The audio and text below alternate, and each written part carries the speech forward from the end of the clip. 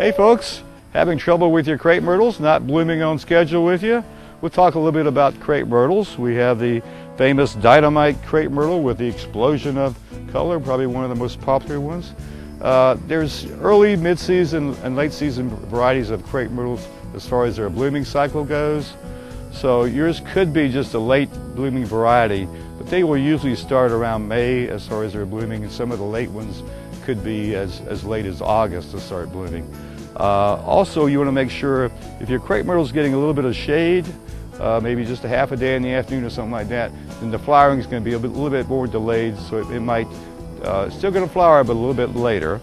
And of course, if you're having trouble getting anything to flower, it's always good to apply a bloom fertilizer or a flowering fertilizer to the plants maybe a month, maybe 2 months before, and you'll get more flowers and bigger flowers and have a great crepe myrtle season.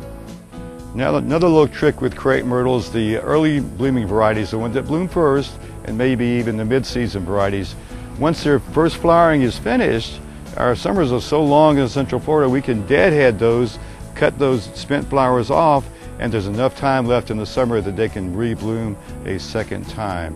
Also, there's this thing called crepe murder, and you may have seen the crepe myrtles cut too low, cut severely, maybe cut at the same point every year so they develop knots and everything else.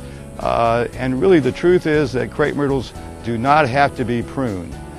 You might prune out any bad limbs, any limbs that are rubbing, but you do not need to prune crepe myrtles unless you're trying to keep them in balance or something.